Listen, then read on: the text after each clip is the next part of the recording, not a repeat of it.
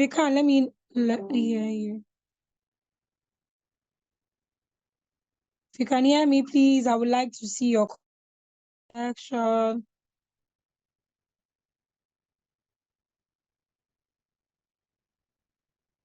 Can you hear me, please? Yeah, thank you so much, Sandra. I'm grateful. So,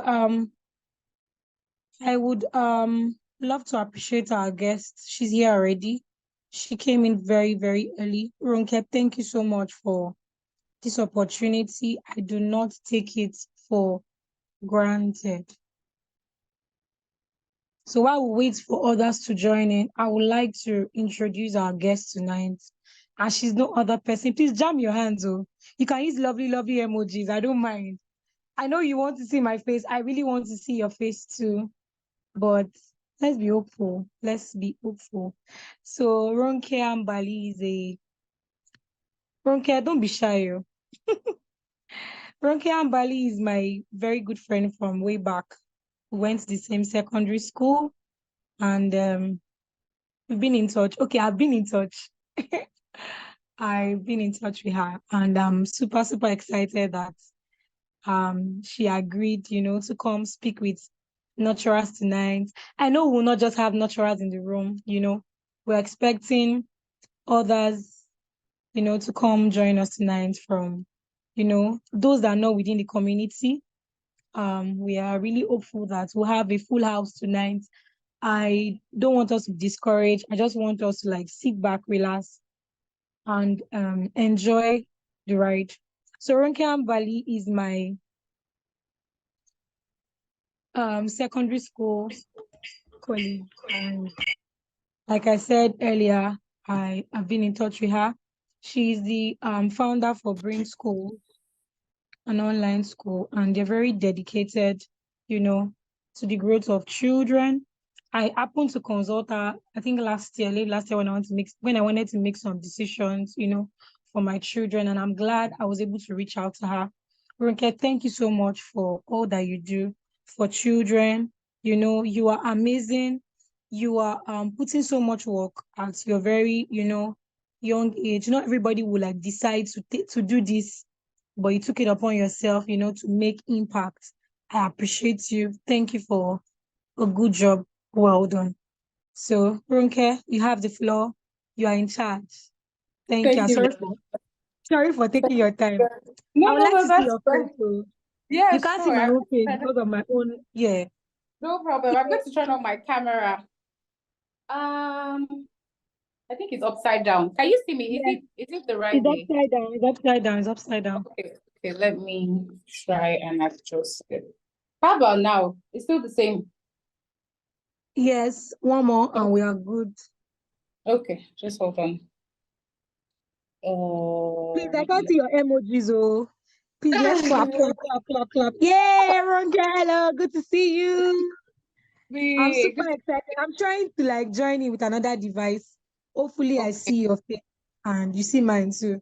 So please, Okay. before you continue, I can't see everybody. Okay, yeah, Sandra, thank you for welcoming our lovely guests.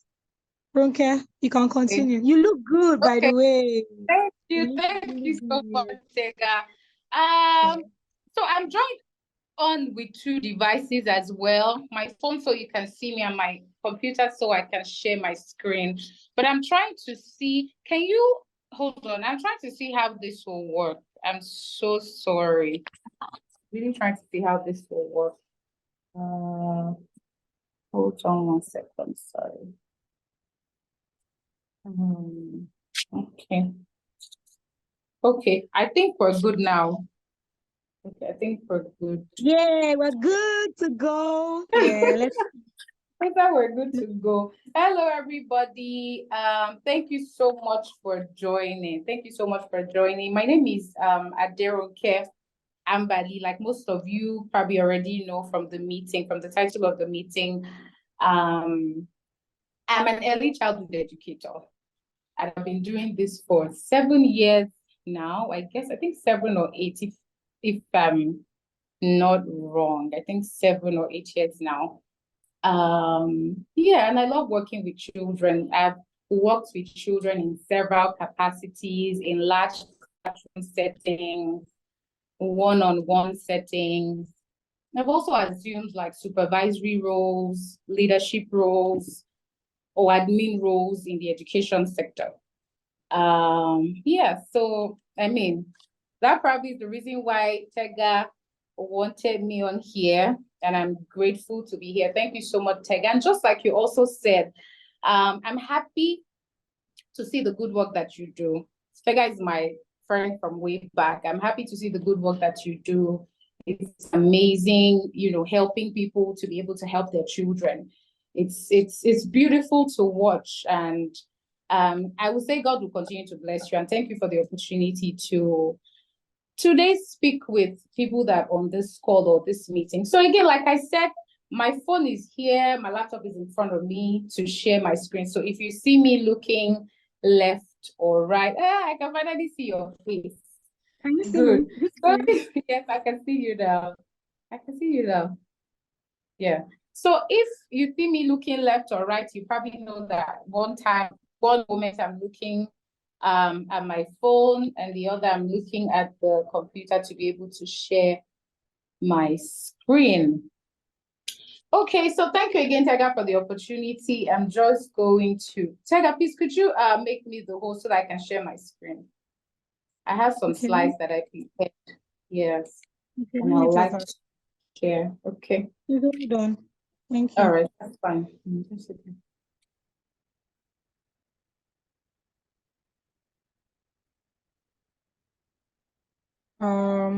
Please hold on.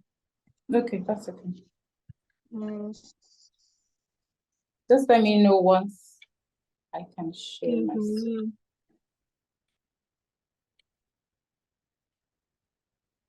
This is where tech comes in.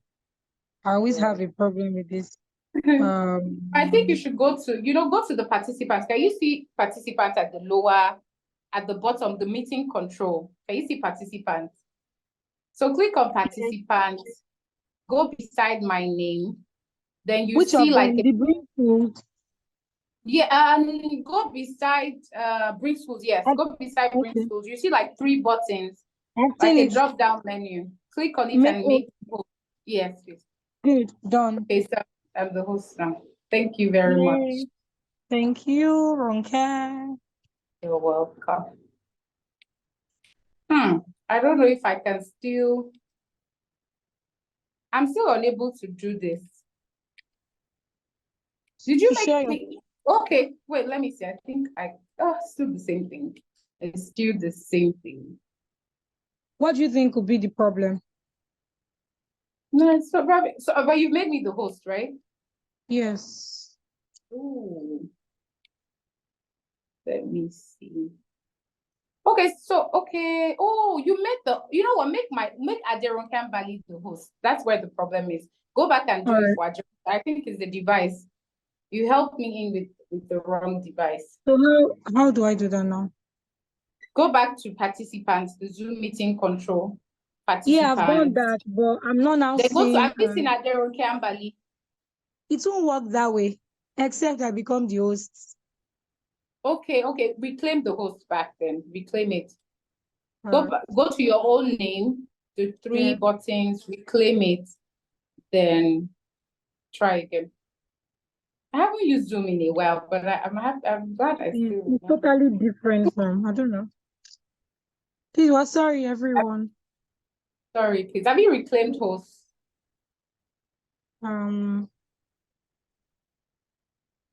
Nah. This is it, though. This is it, though. Okay. Have you clicked on the 3 buttons? I'm not using my system. I'm using my Your phone. phone. So the settings for a computer is far, far different from. But wait, claim host. I've done that. I'm not the host. So Okay, good. Then use Aderon Kambali. Yes, use Aderon Kambali. I was the one that confused you.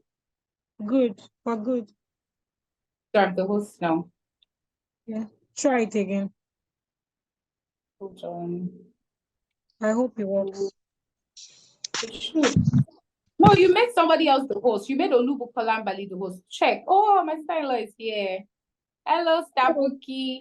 Try no, it's Aderonke Ambali. Reclaim again. And then go back.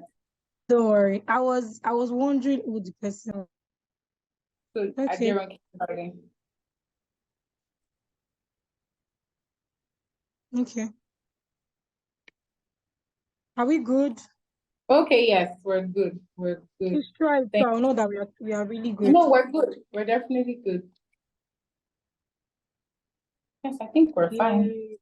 Right? You can see my Yeah. screen. Thank you. Thank you again, Tega. So today we're going to be speaking on my child's learning style, or just generally helping us learn about how our children learn best. For those that have children on this call, and for those that don't have children as well, maybe you're a single girl, you don't have a child yet, but I mean, you have nephews, you have nieces, you have people around you.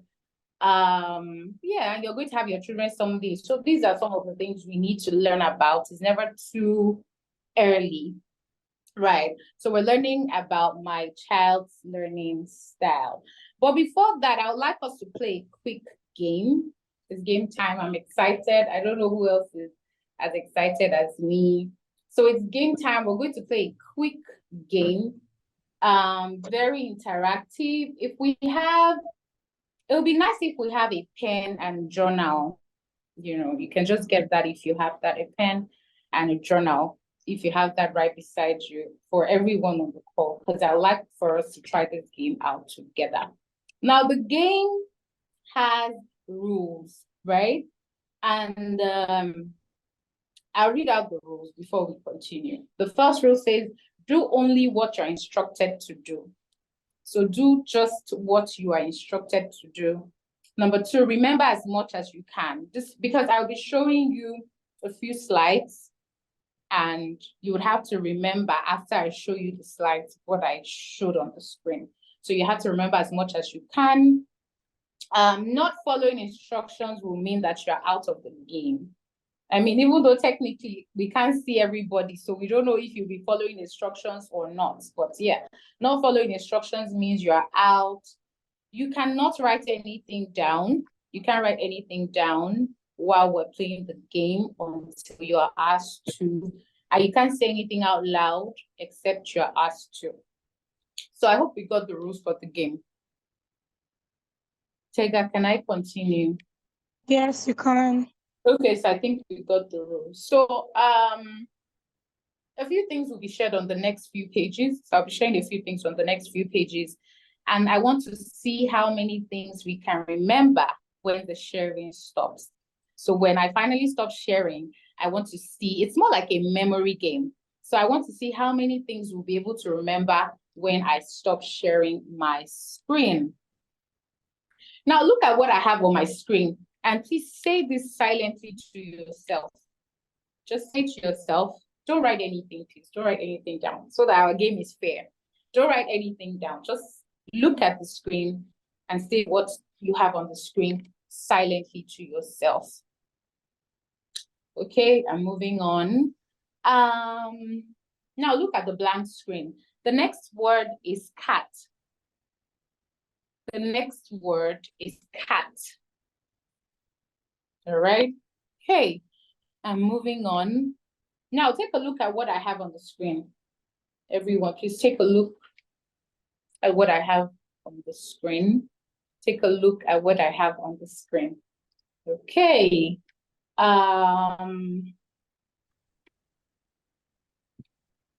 Okay, so now the next word is cow. The next word is cow. I'm still just randomly showing off things. The next word is cow. Okay, moving on. Now repeat after me. Say goal. Look at the screen and say goal. I know we're muted, so I cannot hear us, but just look at the screen and say after me, goal. All right. Now, finally, repeat after me. Don't just repeat after me, but I want you to act it out. So stretch, but I want us to stretch. Let's do let's do some stretching. So stretch. So let's say stretch and then we act it out. Okay. Now we're done with that. The final part of the game, we're done with the game, right? But now that we're done, I want us to write down as many words as you can remember for the next 1 minute, right? I've stopped sharing my screen. So for the next 1 minute, please write down as many words as you can remember that I showed on the screen. So let's see how many people will remember, so many words. So let's see how many words we can remember. Or let's see what are the things that we can remember and, why do we remember them? So let's do that for the next 1 minute. I hope 1 minute will not be too much, but let's do that for the next 1 minute. If there's anybody who wants to try and tell us all the things they've written down, there should be 6. We looked at 6 items on the screen. So anybody who wants to tell us whatever they remember can, can just raise their hand and then we'll call on you to unmute your mic and tell us maybe all the 6 words. Okay, somebody is typing. I hope this, okay, somebody is typing. Folashade Aliu, okay. Has written a few things. You're typing into the comment section. Everybody's seeing it, but okay. Okay, let's have some more guesses. Okay. Oluronke, I see my people. Thank you so much. Some of my people are here. Thank you. Miss Esther, thank you. So Oluronke can remember just 2. Okay. Can anybody else remember some more things that I showed from the screen? Okay, I think we'll just stop there. Okay, let me just take each and every one of us, or those that dropped what they think they saw or heard. Let me address them one after the other. So Folashade Aliu, hello. She says go, stretch, cow, glasses. Very good. 4 out of 6. She remembered 4. Tega remembered 5. Tega, I'm hoping that you weren't writing when I was showing, but that's fine. Tega remembers 5 things: house, cow, stretch, hat, glasses. Hey, Shalaye, hello. Shalaye can remember how many? 1, 2, 3. 3. Cow, goal, stretch. Okay, Mr. Olurunke, cow and goal. Tega says no. Okay, so I guess it's fair. Let me go back to sharing my screen.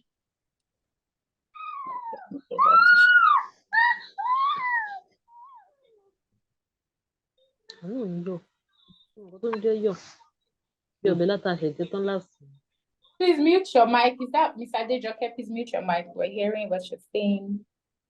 Thank you. That's okay. All right, I'm back to sharing my screen. Okay, so if there's anybody who remembered house, you're most likely a visual learner, because I just showed it. I didn't say anything. I just said, look at my screen. If you remembered house, you're most likely a visual learner.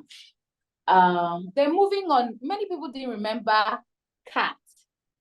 So if you chose cat, or you wrote down cat, or you remembered, even though there wasn't any cat on the screen and I didn't see anything. I mean, I said cat. I just said cat.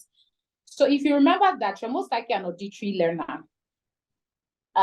So I'm just using these terms. Some people might not be familiar with them, but as we go at the end, you would understand better. So cat, even though there was a blank screen, I said cat. If there's anybody who remembered that, you're most likely an auditory learner. It means that the things that you hear or your sense of hearing helps you learn really well. For this one, I didn't say anything.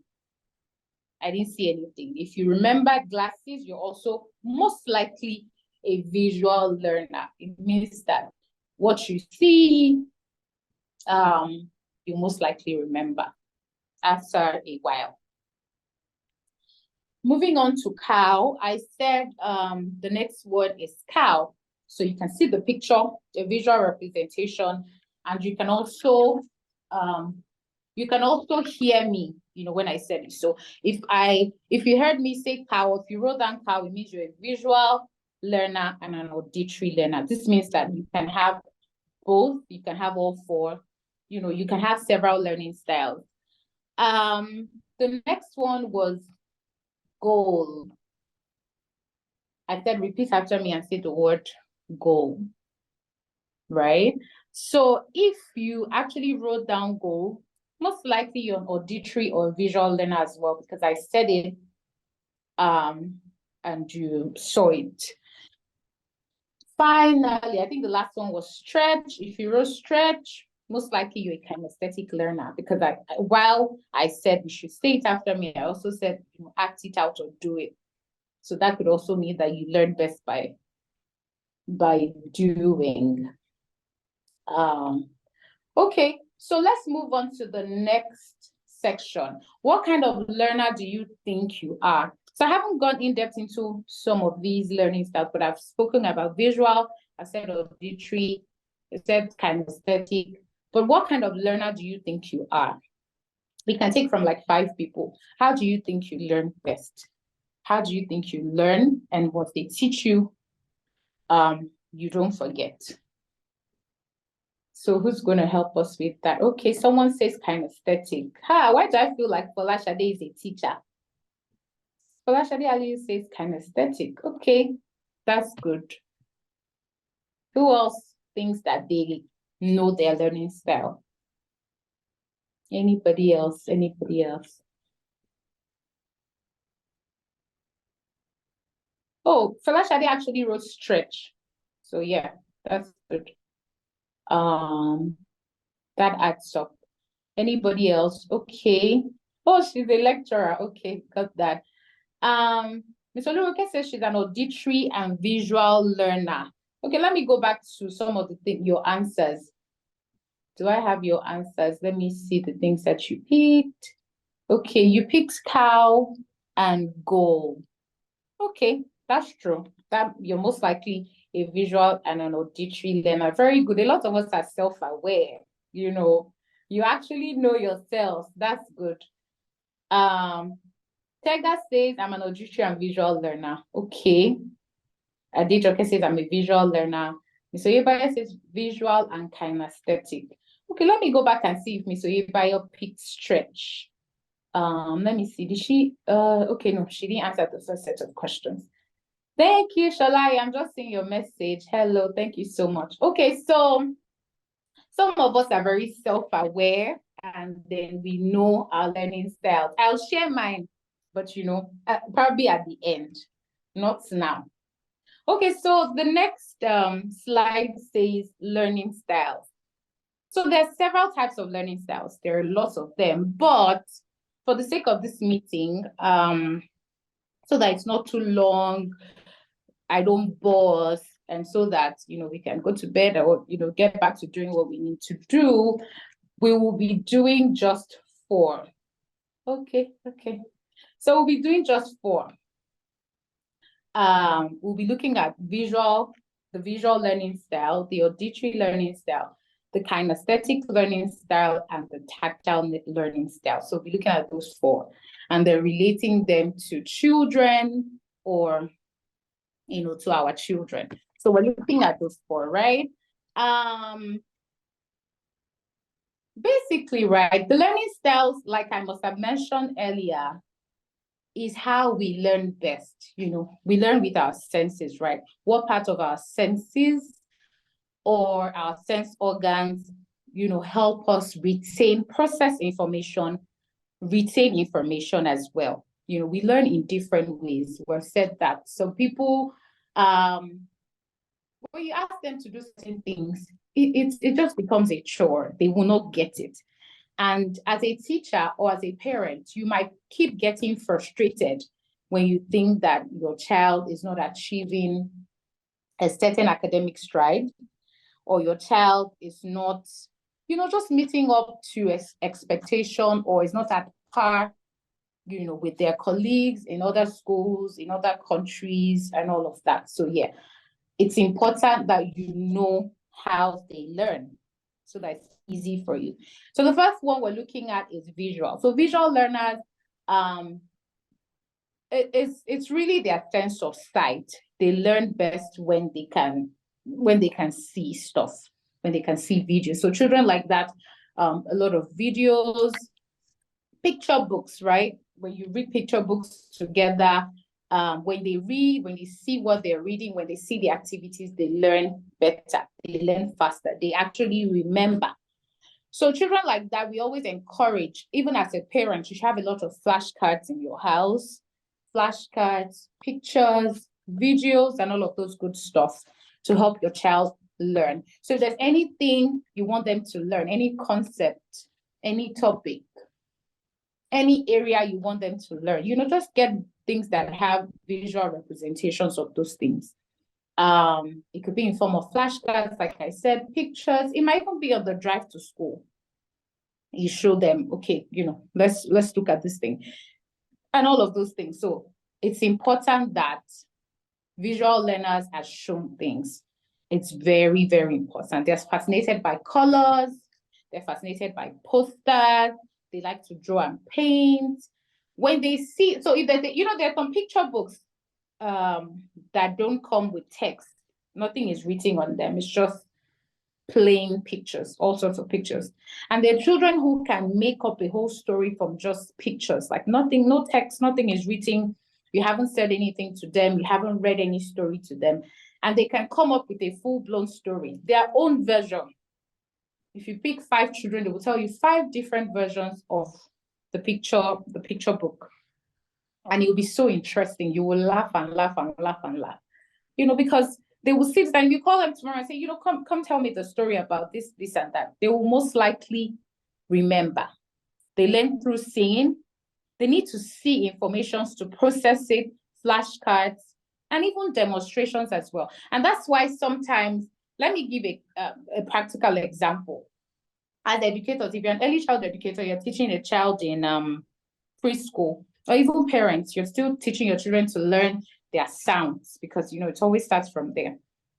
In Jolly Phonics, you see that when we're teaching children sounds, each sound comes with an action. So for example, maybe you want to teach the child and you go like the snake.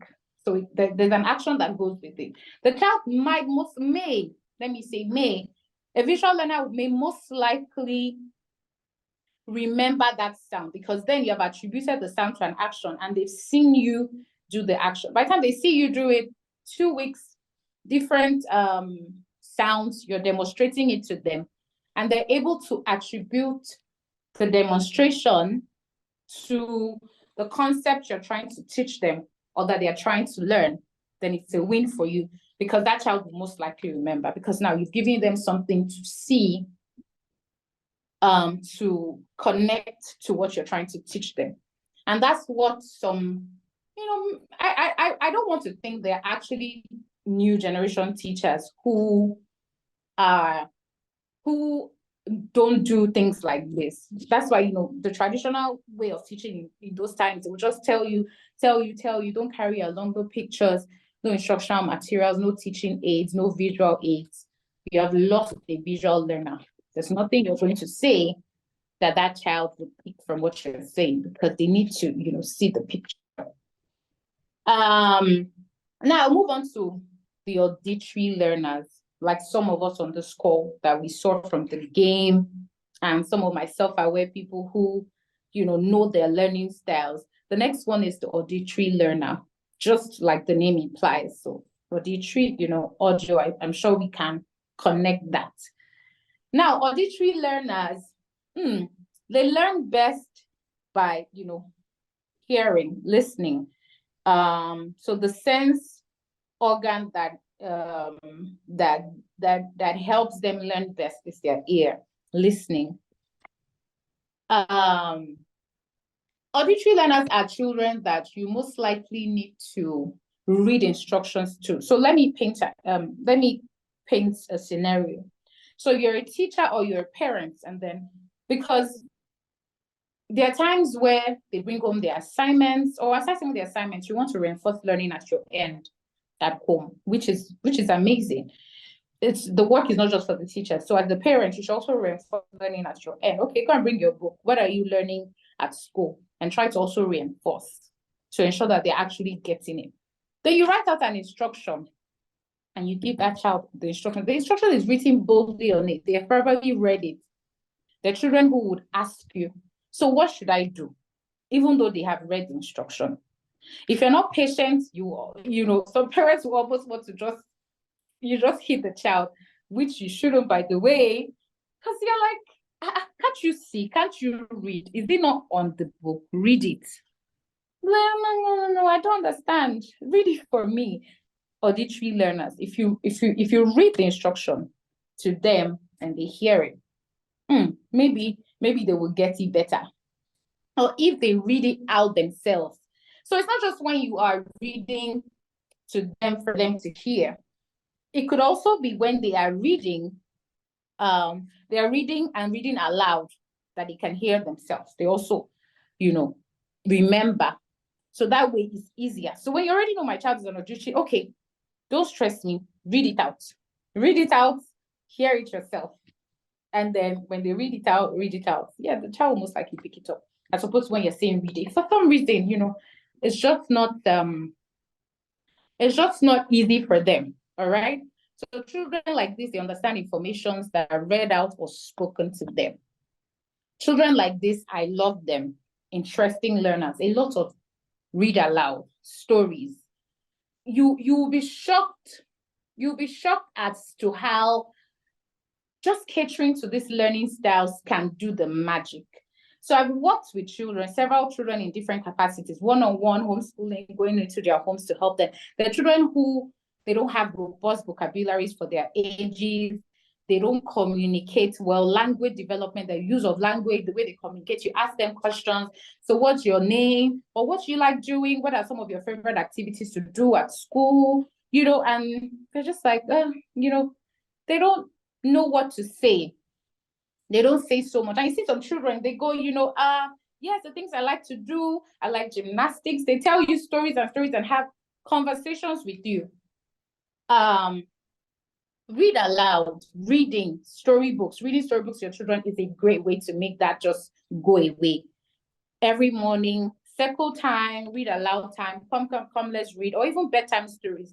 You read out to them, you know, they're learning. An auditory learner is listening, is just soaking in a lot of words. Oh my God, soaking in a lot of words. And before you know, the vocabulary becomes more robust. They're also going to use some of these words while they're speaking or communicating. You understand? Because you can't give what you don't have. If a child doesn't really have a lot of words in their word bank, how do you want the child to be very chitty, chatty, and expressive? So how do you do this? Do a lot of reading to them. If the child is an auditory learner, oh my God, they will catch a lot of things. So maybe that's why you see some children at a young age, they know about the continents in the world, they know about plants, they know all sorts of animals, the things you don't even think that they know, or the things that we ourselves don't know. Read aloud, read to them. An auditory learner will catch all those things. And trust me, it's amazing what they can, you know, do. Auditory learners also love music. They love music, drums, sounds. Make all sorts of silly songs with them when you want to teach them a concept. So let me boast a little bit. Do you know that I know all the months of the year in French? And I know it solely because I learned it as a child with a song. I'm an auditory learner, not just auditory. I'm going to tell you some of my other learning styles, but let me just say I'm an auditory learner. So even now as an adult, I like audiobooks. On my way somewhere, I like to just listen to audiobooks, just listen to stuff. It helps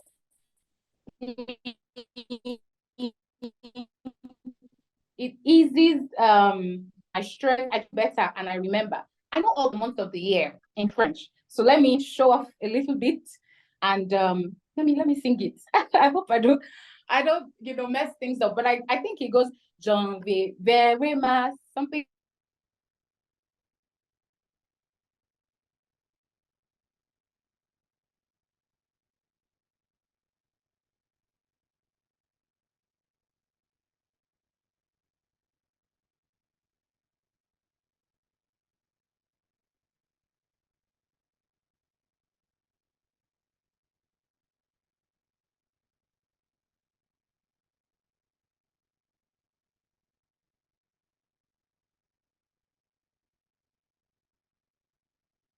So sorry, everyone.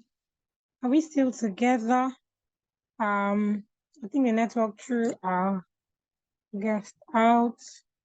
Please and please, let's bear with us. I'm very sure that she will join us shortly. While we wait for our guest to return, I hope you're getting value, tonight, and I hope that we're enjoying our class, our webinar. If you're enjoying the webinar, kindly let me see your comments in the comment section. Let me see. Are you pumped? Are you enjoying this webinar?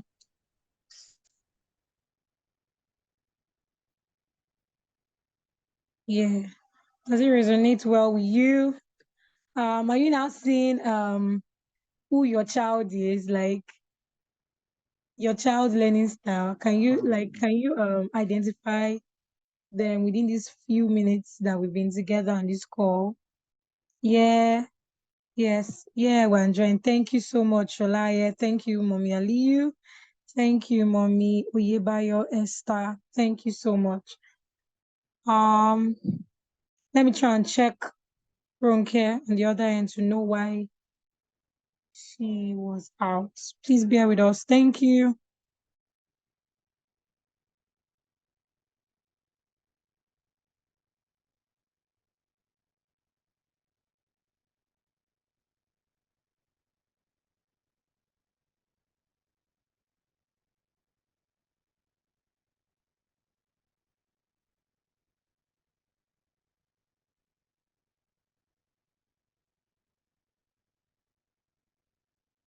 Okay, so Mommy Aliyu, before she comes back, please, kindly, everybody, not just Mommy Ali, can I see in the comment section what you have learned so far, and what you'll be doing going forward? What stood out for you? What resonated well with you tonight? Please, let's keep it coming. Thank you. We're in Nigeria, and I know some people are not in Nigeria, but it's how it is here. Network issues. Please, let's keep it coming. What do you now know that you didn't know before? You know,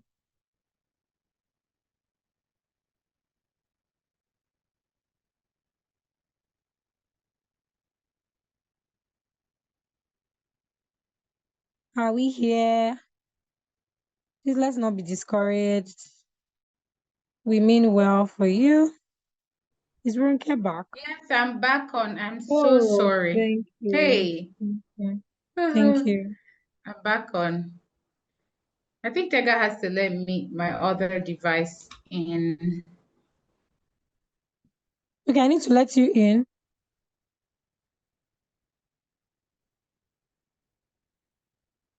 Okay. Let me see if it works. Sorry, let me do that. Ronke, I want to make you the host now. Are we good? Sorry, yeah, I'm back to being the host. Let me just share my screen. I'm trying to let my other device join. I think I'm in now. Recording in progress. Got it. Recording in progress.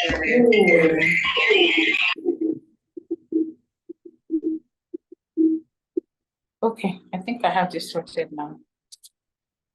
So before you came, I'm trying to have a recap of what people have learned so far. So far. Oh, yeah, okay. call back our attention.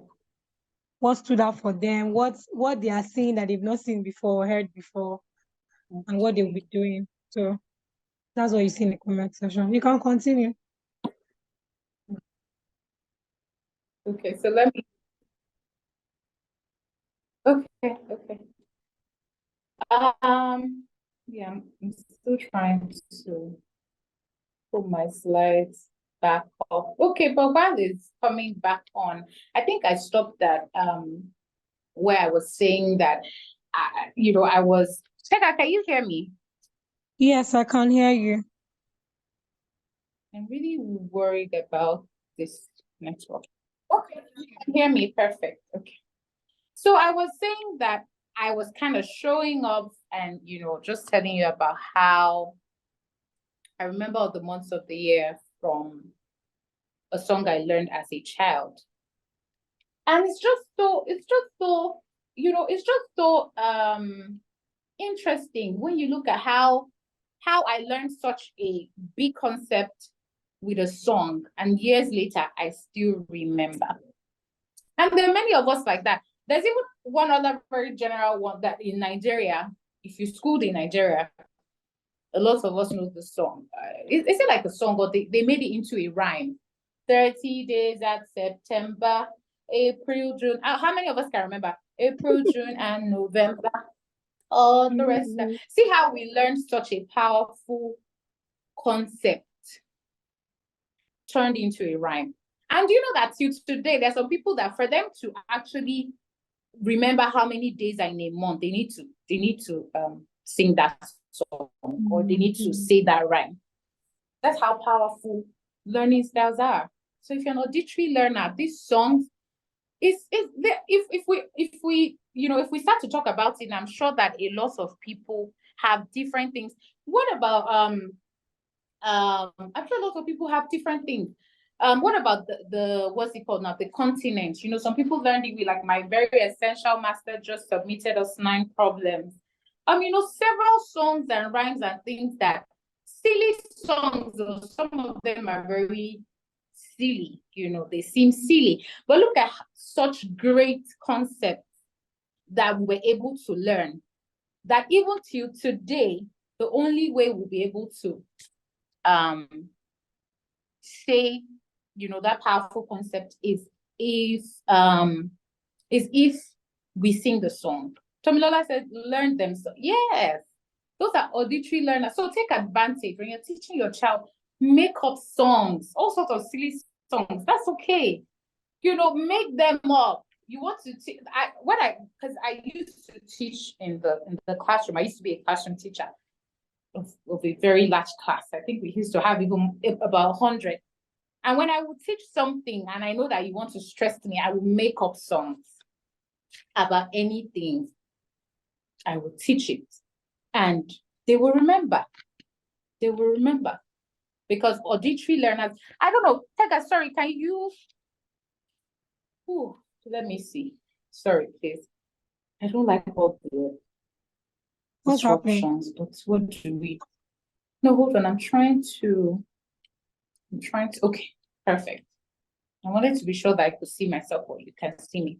So auditory learners, they learn through songs. You want your child to learn anything, make up songs, make up rhymes, turn them into something they can just hear and hear and hear. Recordings, you can record it on the way to school. You play it out in the car. And another thing I want to say is, you notice that there are some children who are like 3 years or so. They've never been to school. They've never been in any mainstream school as such. But they can count from 1 to 10. As a parent, I've never even sat them down to say, okay, today we're learning 1 to 10. Oh yeah, 1. Like, you never taught them. They haven't been to school before. They don't have a home lesson teacher, but they just know it without any interference. They just learned, self-learning by themselves. It's those videos, the Coco Melon, the videos, the recordings, just things they hear. And some parents are even doing it unintentionally. You're not doing it intentionally, and look at how the children are learning. Now imagine if you're more intentional and saying that, okay, my child is an auditory learner. I'm going to make recordings of stuff that I want them to learn. And then in the morning, we're going to listen to it on our drive to school. On our way to school, we're going to listen to it in the car. At night, we're going to listen to the recording again. Within 2 weeks, it's probably going to become something your child will know, like forever, like a lasting learning will occur. So I think, that's that for auditory learners, right? Finally, the final thing I want to say for auditory learners is also because they like to hear, right? You can also conversations, you can have conversations with them. So you want to teach them about insects, mini bees, as we teachers call them. You want to teach them about all sorts of insects. You can have conversations about them. Do you know that the butterflies, you know, they grow from being caterpillars to this and that. Okay, so are there a lot of comments? Okay, someone says same with the 20 elements. So she learned it with a song or a rhyme or something that our teacher just taught us to chant. And we're chanting, you're hearing yourself, you're chanting, saying it. Before you know, it's just, it sticks. So yes, we learned a lot of songs like that. Have conversations. You want to learn about insects. So do you know the butterfly, this and that and that? You want to teach them about, what else is there that we teach about? You want to teach them about parts of the body. You know, have conversations. Do you know this is your eyes? What do you use your eye for? You know, you talk, they're listening. It helps, basically. Now let's move on to tactile learners. Those are the third type of learners that I'm going to touch on tonight. Tactile learners are learners who learn best from touch, like their hands.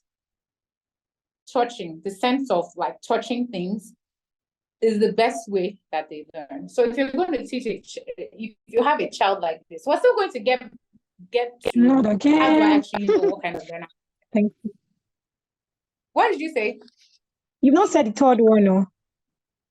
Okay, so the third one is the tactile. No, I'm just saying that we're still going to get to the point where how do we know what kind of learner my child is. Okay. But okay, the tactile learner is, you know, the sense of touch, their hands. That's how they learn best. So if you're going to teach a child a certain concept, allow them interact, you know, feel, touch, you know, touch it. An example is, for example, your child needs to learn about plants. So that's why we also encourage, let's dump all the traditional, you know, ways that we teach our children, where it's okay, the board and the marker and the book and the pen. We can go outside. I like to do that a lot as well. When I used to homeschool, I don't have any children of my own, but when I used to homeschool children, I used to do it a lot. In fact, I get bored of just sitting and teaching. Like, let's go outside, let's move around the estate, let's go. Let's look at the plants. So I want to teach about plants, for example. If we go outside and look at plants, there's times we just go and gather snails, maybe all those wet parts. We go and gather snails, just them touching.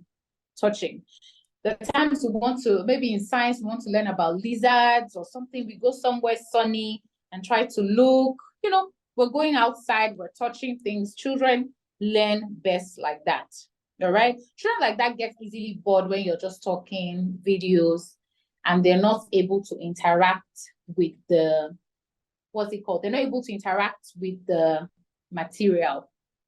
Children like this, art, painting, projects, you find some children, they can dismantle a radio, build it back up. You know, they love to do those kind of things. Yes, those are the kind of children we're talking about. They like to touch. When they touch, feel what it is you're teaching them, they will learn about it. All right. Yeah, I think that's that for tactile. I don't want us to start getting bored or to start dropping out. So let's move on to kinesthetic learners. The kinesthetic learners are my favorite type of learners, honestly, because kinesthetic learners, they learn by doing. They are kind of similar to the tactile learners. The difference, however, is that the tactile learners, they're fine motor skills, which is their hands. Tactile learners is gross motor skills, their whole body. They want to move. They learn by doing, touching, motion. These are children that like to dance, project. If you want to teach them, they have to do it. You can't just tell them this is it. Okay, let me give an example. Another child I used to teach one time, if I wanted to teach numbers or alphabets, the mom would allow, because we're homeschooling, they weren't going to school. They pulled them out of mainstream class. I was specifically homeschooling the children. Sorry. And if I want to teach alphabets, we would bake. She would allow us, you know, all those cookies where you can ingrain what's it called now, alphabets on them. Yes, we would do that. We're having fun, we're baking. How can a child who is baking and, you know, having those letters ingrained on what they're doing, how can such a child forget such concepts? Children like this, they learn by doing. If you want to teach them maybe about plants, they actually want to plant. So that's how you find children that when you say, oh, today we're planting, I'm teaching how to plant beans, or they see how it's done, they actually want, oh, I want to do. They do it as well. They want to be involved.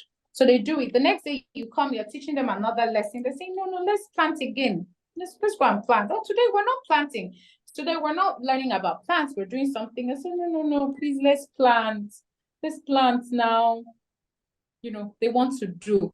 That's how they learn. They want to touch. They're similar to the tactile. The tactile is just their hands, while the kinesthetic is the whole of their body, just moving, motion. They want to move, right? Learners like this, like I said, are my favorite because just like me, I get easily bored as a teacher. So I like to spice things up. Kinesthetic learners as well, they get easily bored. So if you just sit them at a desk and you're talking to them, telling them, you're not going to get any results. They actually want to do what you're saying, practicals, projects, activities. They love games. You this kind of learners, you can introduce charades. With charades, when you're playing the game, you're like dramatizing what the word is, right? So you're dramatizing it to them. Oh, that's one of their favorites. You see children like that, they love to dance. Some of them are athletes, they run, they like to skate, activities that involve them doing is where you find them really. And when you don't know this as a teacher or as a parent, and you're boxing such child into just proper mainstream learning, sit down, this is what we're doing, right? And all of that, you're not going to help the child. You're not going to make much progress because some child wants to do and they get easily bored. So there's no way you would talk. You're not going to help them. You're not going to learn at all. And that's why it's important that as parents, as teachers, we actually know how these children learn. Because when we know how they actually learn, then it's easier for us to tailor whatever we're doing with them to suit their style. And then, we get results. So, I'm moving on from this. So now I want us to do another activity together. Think of your child or any child at all, for those that on here don't have children, and write out what you think their learning style is. So just one child. Think of a child or your child. If you have children, you can write multiple. And with everything that was said so far, write down that child's name and tell us what kind of learner you think that child is. Tell us what kind of learner you think that child might be. So I'll just wait for us to do that.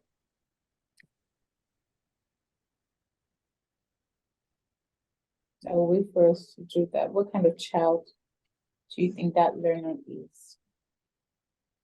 So this time I want someone to speak, or no comment section or no chat box. Can someone just raise their hand or mute their mic and just tell us, just mention any child, your learner, and tell us what learning style you think your child has and maybe why.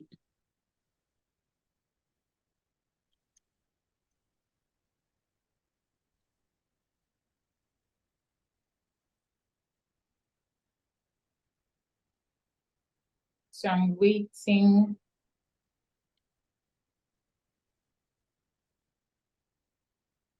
You can unmute your mic and speak up. Right. Hello. Good evening. Good evening. Good evening, Yeah, Tony. this is Tommy. Hello, Ronke. Yeah, so my Yeah. child is she's Hi. 3 years old, and I think that she's auditory because she Okay. tends to learn things faster with songs, and she tends to like sing them afterwards. Like like just talking about Yeah. it, I've seen that it's easier for her to learn. I remember when she was little, like as little as maybe um maybe 1 going to 2, I was able to teach her parts of the body just by singing eyes, eyes, eyes, eyes, nose, nose, nose, nose, and like the same way we do my head, my shoulder, my knees, my toes. She was able to, put her fingers to her eyes and nose, and it became a kind of like family song. And over the years too, we've been able to like just imbibe singing. I've never really thought about it about her being an auditory learner, but now that you say, I think that I can actually, be more proactive into using it to our learning. Yeah. So that's what I'll Thank be. you very much, Tommy. Yeah. So now that you know, you can intentionally use it to your advantage. Okay, I think there's somebody else here.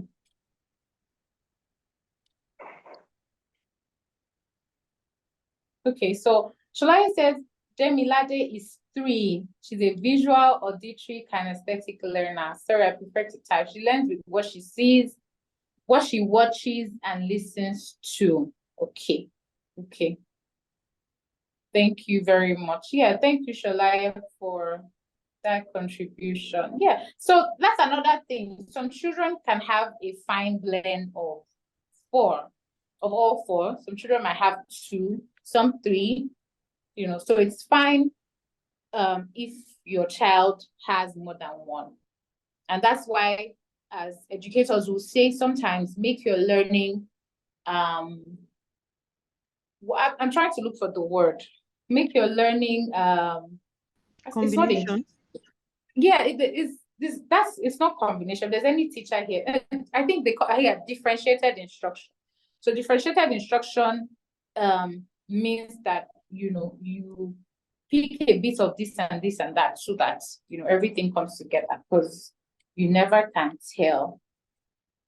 Okay, do we have any more comments? Okay, so let's move on. So we're going to have some sort of quiz and check, how do I know what kind of learner my child is? Let's actually confirm or see for ourselves if those that wrote things, or the person who wrote something in the comment section and the person who spoke, if truly you're correct about what you must have projected, or maybe you need to look elsewhere. So which of the following is your child's favorite subject? You can write the options down. So if you think it's art, for example, you can write option A. If it's music, write option B. If it's P, that's physical education, write option C. So let's quickly do that. So if you think that, yes, your child's favorite subject is art, A, music, B, or PhD. Okay, let me move on from that. Now, the next one, my child. Okay, so I think there's another comment. It says, my child is 3 and yet to begin school. Okay. All right. Okay, so, okay, but even though she hasn't started school, or they haven't started school, I'm sure that let's not say subject now, let's say favorite activities to do. I'm sure, there are times you might expose them to some sort of art, maybe there are programs somewhere, even at church, some sort of artwork and all of those things they do for children. Do you think your child loves it? Or music, or like physical stuff? So let's not just restrict it to subjects. We can just take on their interest. Let's say activities. What's your child's favorite activity? So it can still work. So A, B, or C. Yes. So learning styles. This one says, my child. Hold on 1 second. This one says, my child enjoys A, books with lots of pictures. B, being read stories. So your child enjoys, being read. Read me a story, mommy. Read me a story, mommy. Or reenacting scenes from their favorite book. So role playing. Number 1, option A again. Do they like to read books with lots of pictures? Do they enjoy when you read them the stories? And do they enjoy reenacting scenes from their favorite books? Like, they like to role play. This role playing, I did it a lot as a child.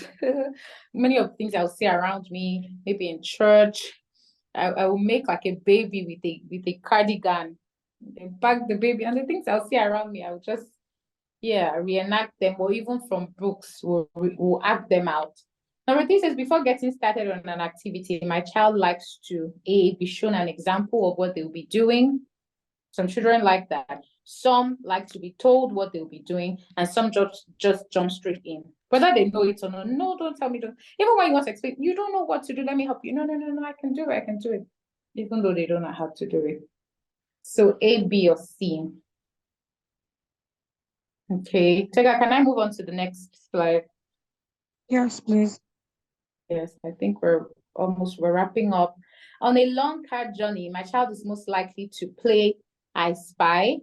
Also, it doesn't have to be I Spy. Just let's put it as your child is most likely to play a game. Your child is most likely to listen to music or enjoy, listening to music, or become fidgety and restless and repeatedly ask, "Are we there yet?" So they can't wait to just get to their destination. They're tired of sitting down that long trip. But some, when they get bored, okay, let's play a game or listen to music. The 5th one, which of the following does your child enjoy the most? Do they enjoy reading? Do they enjoy, so reading, even though they cannot read yet, do they enjoy reading with you? Or where you read them a story? Do they enjoy playing their favorite instruments? Or do they enjoy heading to the local park for a run around? So it might not be the park, but you just like to go out and just run and play tag with their friends, or they like to play their favorite instruments. For those that have started exposing their children to maybe some sort of musical instruments or reading. Okay, moving on. The next one, I think that's number 6. That's number 6. So when my child is writing out a word, they write it down to see if it looks correct. B, they say it out loud and sound out different parts of the word. Then C, they trace it in the air to visualize the word. Number 7, a dream day out for your child will be visiting an aquarium, going to a busy fun fair, or heading to go and jump. So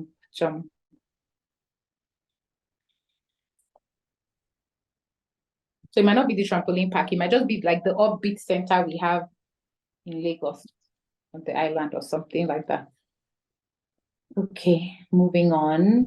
So I want us to tally up our results so that we can then see what type of learner your child, might be.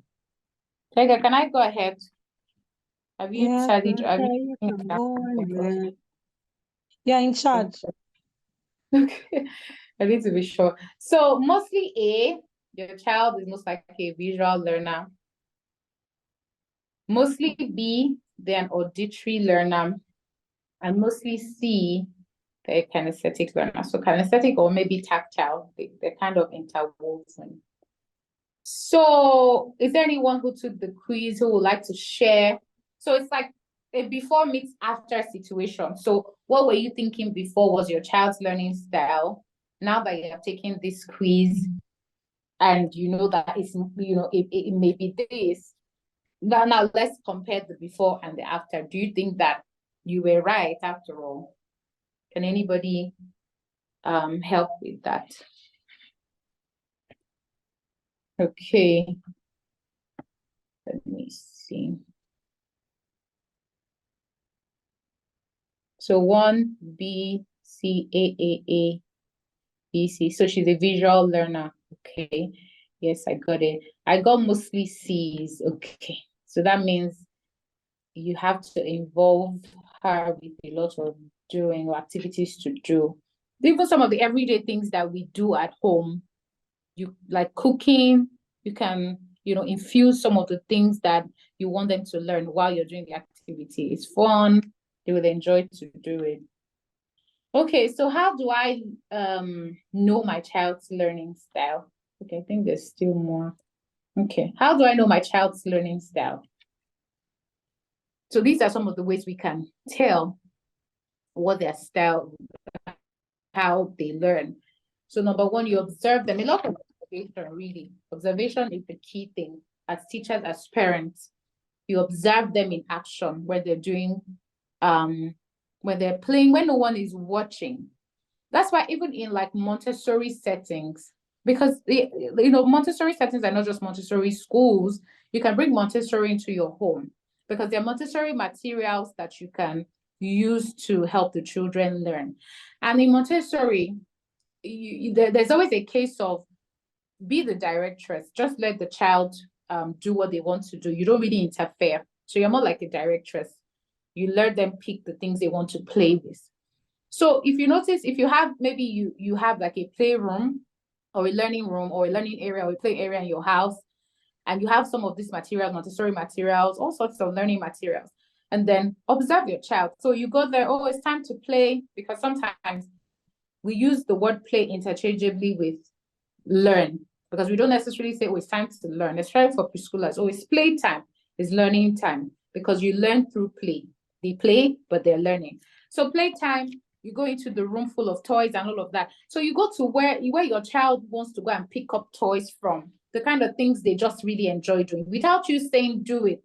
You just see that they just go there and they do, and they go to pick the materials themselves. They go to pick the toys. That's the area they love to go to.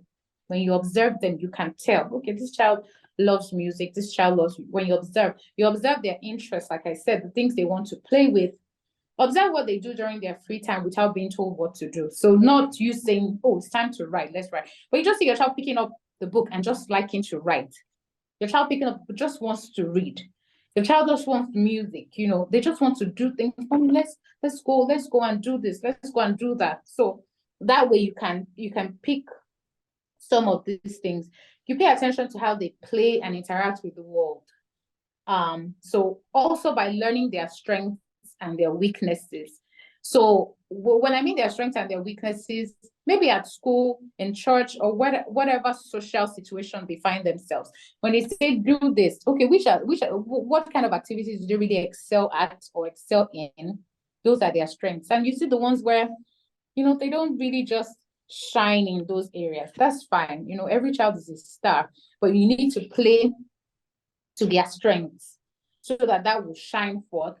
And in turn, so many other things come from that, from having a healthy self-esteem to just feeling good about themselves. So play to their strengths and not their weaknesses. But how do you even know to play to their strengths when you don't even know what they're good at and what they're not so good at? And now what tasks are easy and challenging for them? So when you tell them, their children, you tell them to do certain things, in no time they're done, they're very good at it, they're fast, it's easy for them. And in turn, you tell them do this other thing, it's so challenging. Oh, no, I'd rather not do this. This is too hard for me, and all of that. So the point where I said, was I right? So like the before and the after checking, so do you think that what you wrote down for them is correct? Now, finally, how do these informations help me, or how does information help me? Sorry, information. So you might be thinking, okay, why do I need to know this? I'm not a teacher, but this information is not just for teachers, right? Number one, it helps you in selecting schools. When you want to select a school for your child, when you go school hunting, or you get to speak with the administrator, you get to speak with the head of school, you get to speak with maybe their teachers, you ask them some of these questions. What is your approach to teaching and learning? When you ask them, what's your approach? So they tell you most times the right answer will be that our approach is child-centered. What that means is, child-centered means that the child is what determines, what and how we teach. All right. So it helps you in selecting schools. When you know these things, you go to the classes. Oh, my child is actually a visual learner. Your classes, it's scanty. It's not filled with like pictures, flashcards, pictorial representations of things. Then you already know that, okay, this school is not for my child, because I already know that my child likes a lot of things. So if you're not having all of those things, or, that means it can't work. So, and a good school will have a good blend of everything. Now, it helps you become a partner in your child's education. What this means is parental involvement. As a parent, it's not just the teacher doing all the work. There needs to be some form of collaboration. So it makes you a partner in their education. It makes you involved, because when you know these things, even when the teacher gives them certain activities, you're able to say, no, this won't work for my child. Okay, I think you should do it like this. I think you should rather try this, because you are aware, you know the kind of child you have, you know what works. So even when a teacher is teaching them, it just doesn't, you'll be like, no, this won't work. I know my child. I think these are strengths, these are weaknesses. You giving her such activity just doesn't play to her strengths, and I would rather not have that. That's it. It also helps us in recruiting home lesson teachers, because I can't emphasize that enough. It's important to always have home lesson teachers. Maybe not always, not everybody likes the idea, but it's always good to start early, because one thing I will say is the classroom, the school setting is wired for a large class. And every week we have different things that we're going to learn. So this week we'll learn this. Next week we're moving on to something else. Whether one child gets it or not, next week we're moving. But it's always good to have a home lesson teacher. It might be online, it might be physical, where the teacher comes into your house. There needs to be a home lesson teacher who is reinforcing what they're learning at school. So if you learn whatever it is they learned this week, there's a home lesson teacher following up. So even if next week the school moves to another topic, you're not worried. There's a teacher that will continue to, because home lesson is like one-on-one, one-to-one. And it's usually going at a child's pace on like a large class. So when you want to recruit a lesson teacher, you're able to say, a good lesson teacher would even ask you certain questions. How does this child learn, so that they can, be on top of things, or they can hit the ground running? They will ask you some of these questions. And when you already know, it will help you to be able to pick them. Because sometimes it's not about me just getting a teacher. It's this teacher, because some teachers are amazing, but they might not be a right fit for a child. You might be a good teacher, but your method of teaching doesn't go with this child, right? So, but when I know my child's learning style, I'm able to tell. Some children, they need play-based teachers who are very play-based. And some parents, that's what they want to introduce their children to already. They want learning to be fun and play-based from the get-go. So they will only go for teachers who are like that. Some people, on the other hand, like the rote method, the cramming, the way they learned way back. And you go with a teacher who is more traditional and can work together with your child. Yes, I can work together with your child. I think that's where we wrap up, and then we can take questions and answers. So anybody that has any questions. Also, yeah, I just remembered. Sorry, let me chip this in, because I remember that 2 people said they have 3-year-olds who haven't started going to school. So for home lesson teachers as well, it doesn't have to be when they have started school. There are people who call play directors or play directors. So they can come over to the house and they play together. But while they're playing, they're learning. They paint, do all sorts of artwork, splash, paint, do all sorts of fun stuff. They're learning things. They're also developing their fine and gross motor skills. Fine motor skills are their hands. So children who haven't started going to school or writing, they can already start playing games. And when they're playing those games, it helps strengthen the muscles of their hands and their pencil grip. So when they start to write, they can, their hands will be strong enough to start writing. So yeah, let's take questions. I hope I'll be able to do justice to, and I met the objective. And I met the objective. All right, Tega. I can't hear you. Tega, please unmute your mic and take over. Oh, I'm not there talking. Can you hear me now? All right. Yes, I can hear you. Okay, that was brilliant, fantastic, interesting. Please, one word for Ronke's presentation tonight. Who enjoyed herself? Like, I'm very, very happy. Thank you so much. Yeah, I'm glad I attended this webinar. So it's question time, question and answers, please. Can we I also have questions. Let me tell.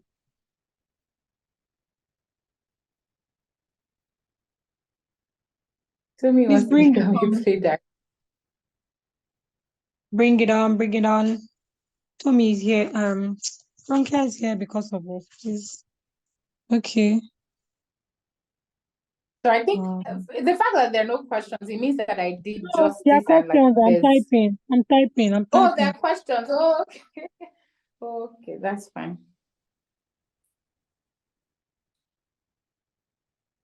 Okay. Someone said it's cramming good.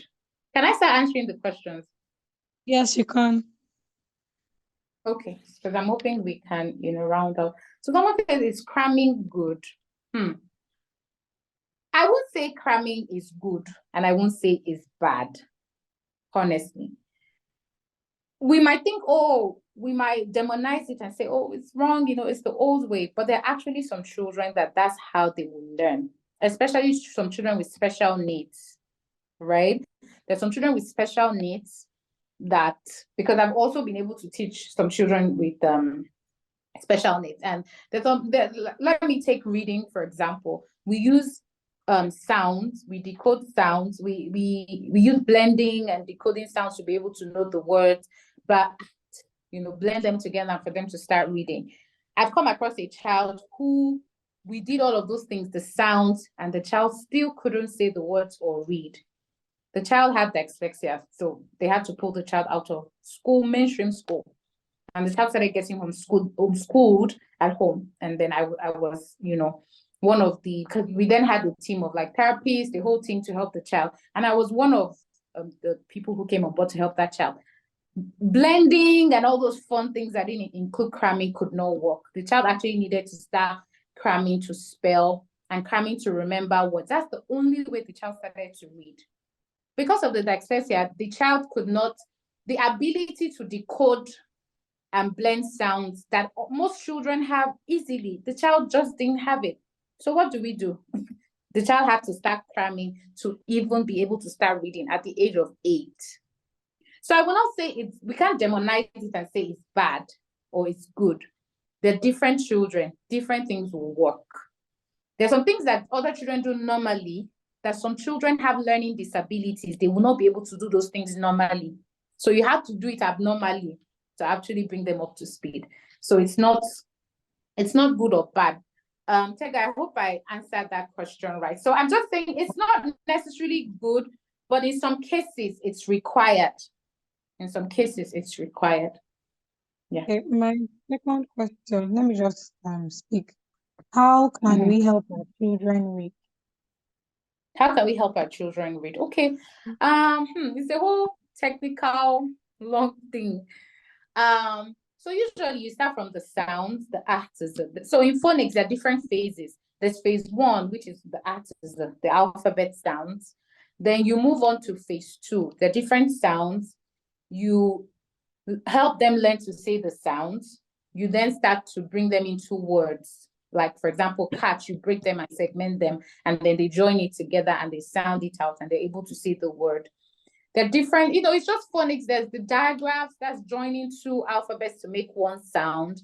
There's the consonant clusters, joining 2 consonants. There are the CVC words.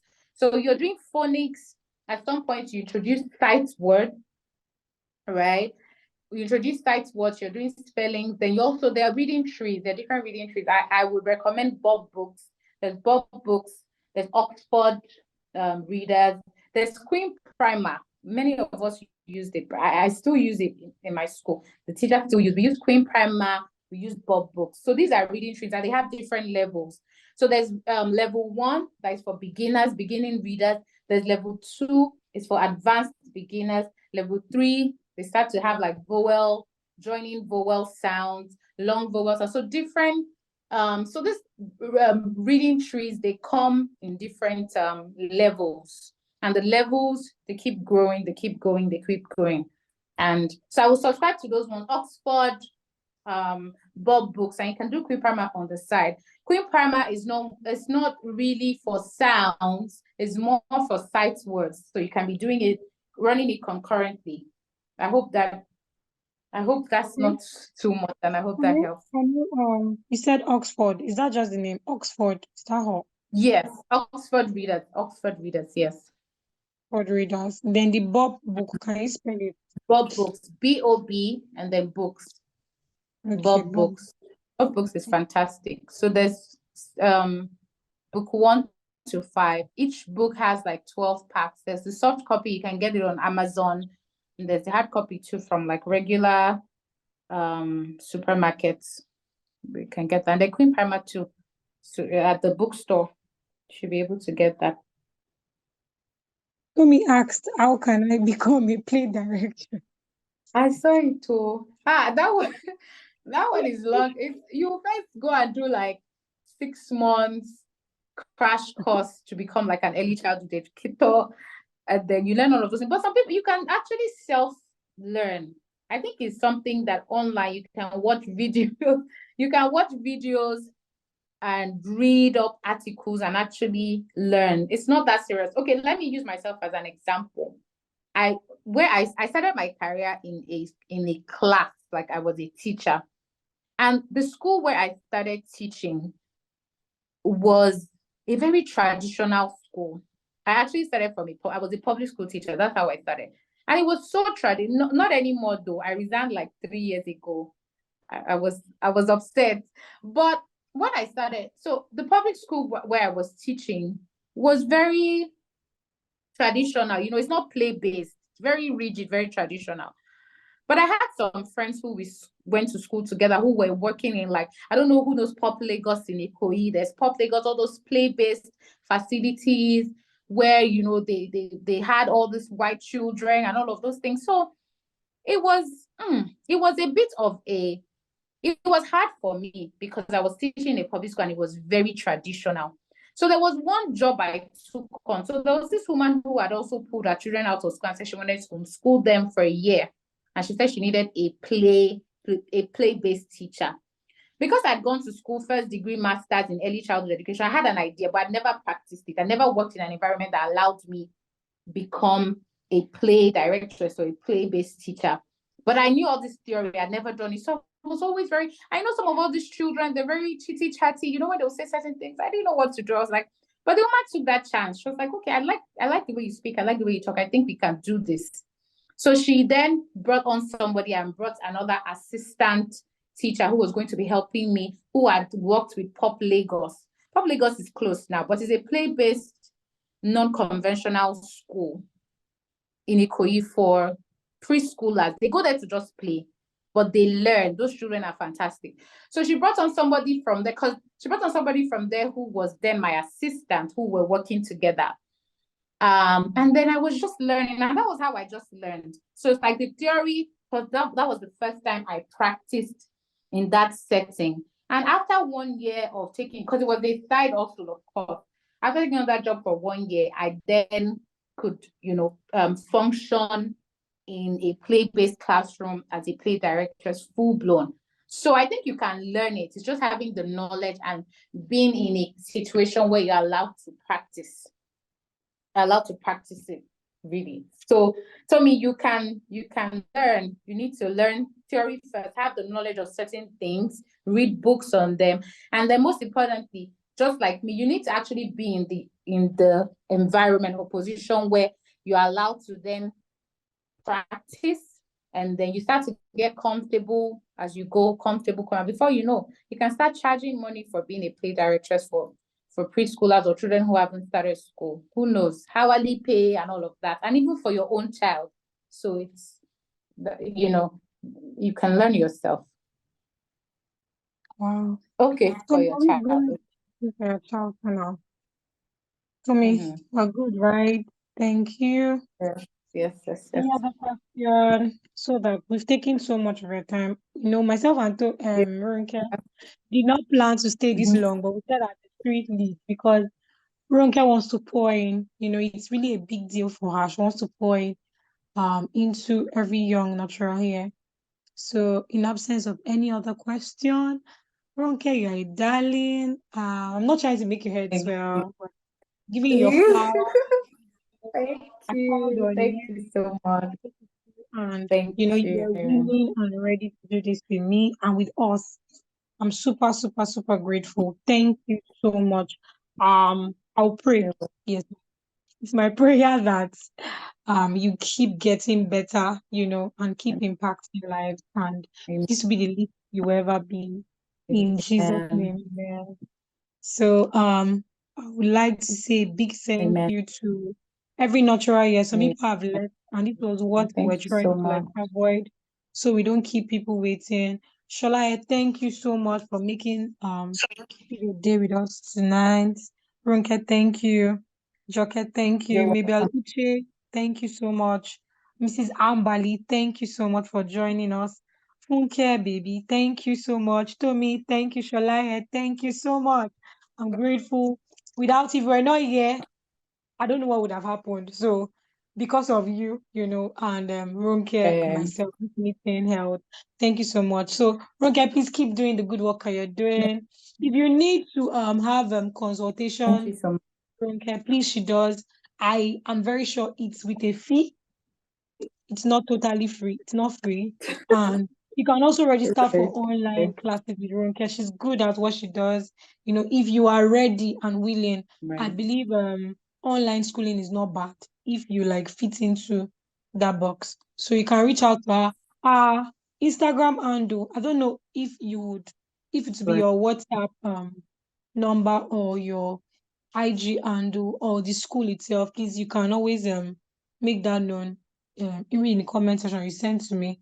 So whoever needs it Right. can reach out to me. Thank you, Ronke, once again. I'm super, super, super grateful. Thank you, everybody, and have a great night. You're Bye. welcome. Please let me hold on. Please follow on Instagram. Let me put my Instagram Yeah, page. It's yeah, yeah. I'm so actually at sorry. face your Instagram at Brent Schools. So I just typed in the comment. Brent_schools. Yes. All right. Thank you very much, everyone. Good Did you night. see that Bye comment? bye. Did you see that comment, Ronke? Check. Let me see. Amazing delivery. Thanks for making the learning so delicious. Mabel, are you sure this is not one of my teachers? The name is familiar. Miss Mabel, is this you? It Yes, has to be ma'am. you. I'm not sure. Oh, thank you. Thank you so much, Miss Mabel. Yes, ma'am. Thank you. Thank you, Ronke. All right, Tega. Good night, everyone. Bye-bye. Bye. Bye.